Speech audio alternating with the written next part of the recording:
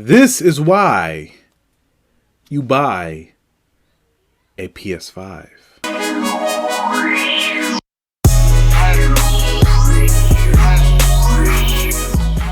What's going on, everybody?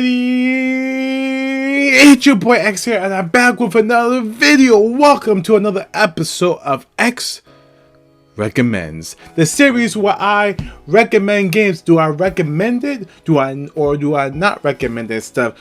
The next game up to bat is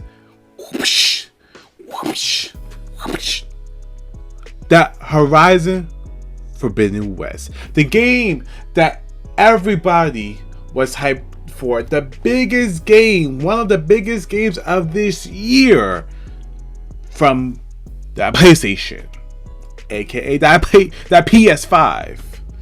You know, one of the most hyped games of this year and stuff. You know, a lot of people are looking forward to it. Real quick before I get into, you know, the whole, you know, just me giving my impressions and my thoughts about it and stuff like that. Real quick, I do see this game getting review bombed on Metacritic and stuff. Now, everybody out there, if you are on the fence of buying the game, or you're gonna buy the game and stuff like that, and you say, okay, I'm gonna buy this game, but now it's getting ones and zeros and stuff like that, don't listen to those people and stuff. Do not let a person's opinion sway your opinion on what you feel about a game. If you want to get a game because it looks interesting to you and, you know, it fits your style, get it and stuff. Get it. Don't let reviewers, don't let, you know, anybody sway your opinion about a game. If you enjoy a game, that's good. Do not let no one try to tear you down and stuff like that because you enjoy a certain game that they don't enjoy and stuff like that.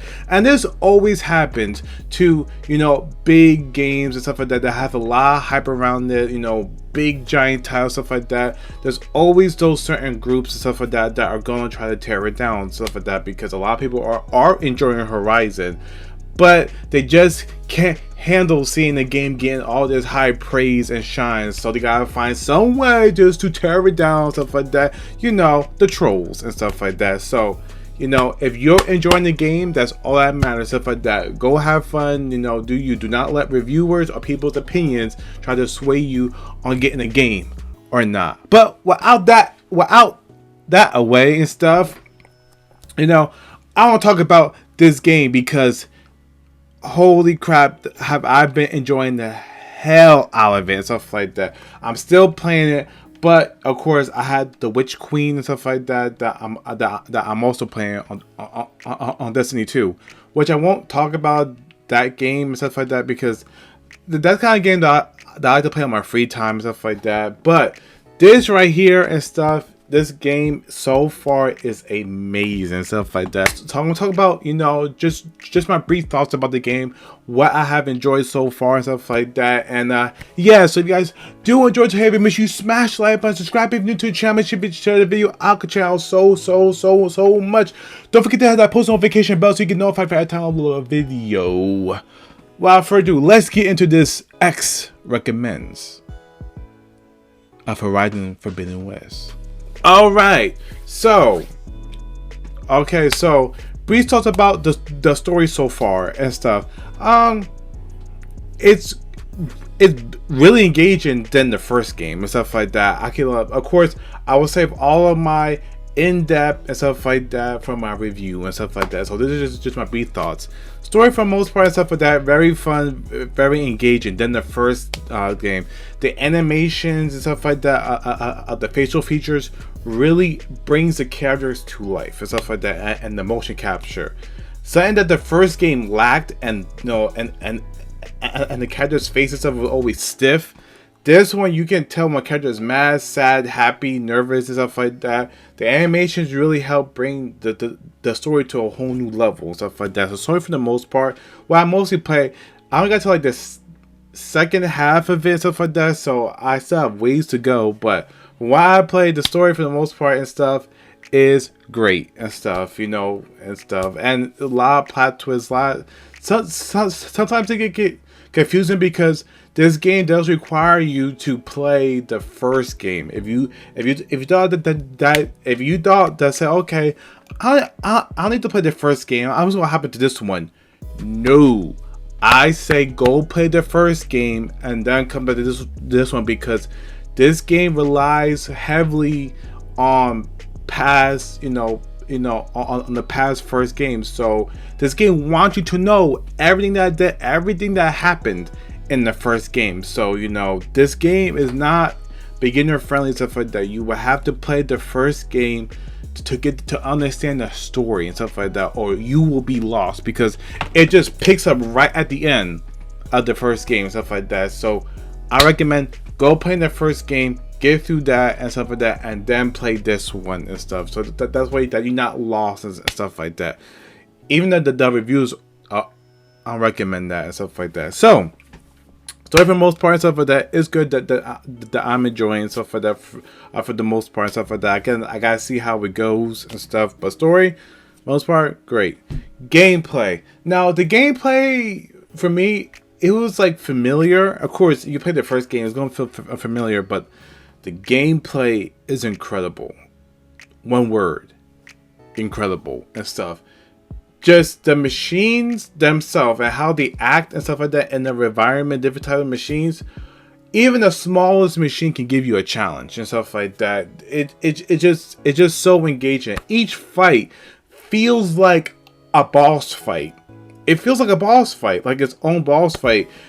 Whether if you go, up against a Thunderjaw or one of those hippo machines and stuff like that, or some crazy machine stuff like that, it gonna feel like a mini boss fight and stuff like that. You guys scan the machine and stuff like that to find its weak points, stuff like that. Different enemies have different weak points, stuff like that and stuff. You have all different weapons, from bows to slingshots to traps and stuff.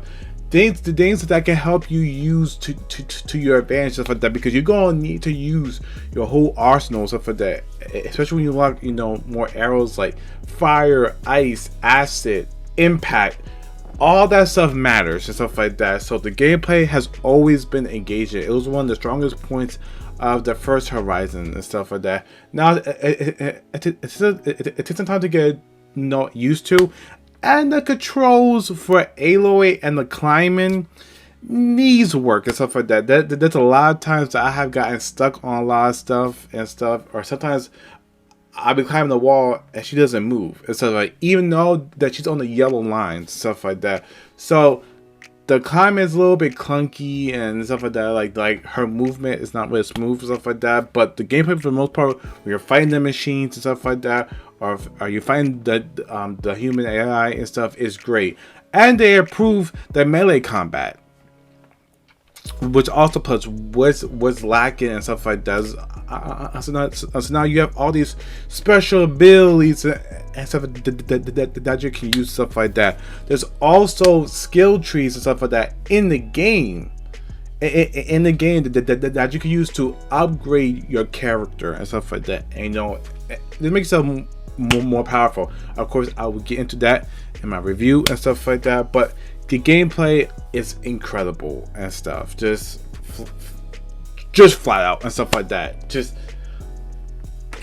It's just so engaging and stuff like that. Like, I lost hours playing this game and stuff like that. So the gameplay, I knew that was going to be amazing, but it just feels amazing, looks amazing and stuff like that. More polished and stuff.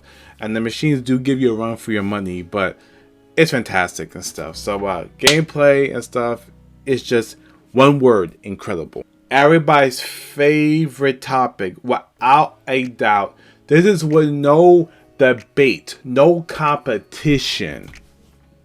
And I have played Ratchet and Clank, Spider-Man Miles Morales on PS5. I have experienced great looking games on PS5.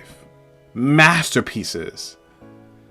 But Horizon Forbidden West is the best looking game on a PlayStation console to this day. To this day. This game right here, if you have a good TV like an OLED or a Samsung QLED and stuff,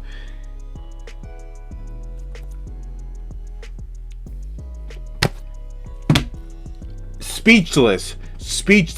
The graphics, even on the start, blew my socks off, and it was just it just captivated me to the point where I had to pause the game and get my thoughts about it and stuff, just to get my thoughts about it.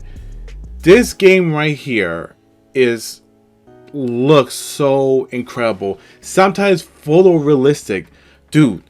The leaves and the grass. I haven't seen a game with realistic grass and leaves.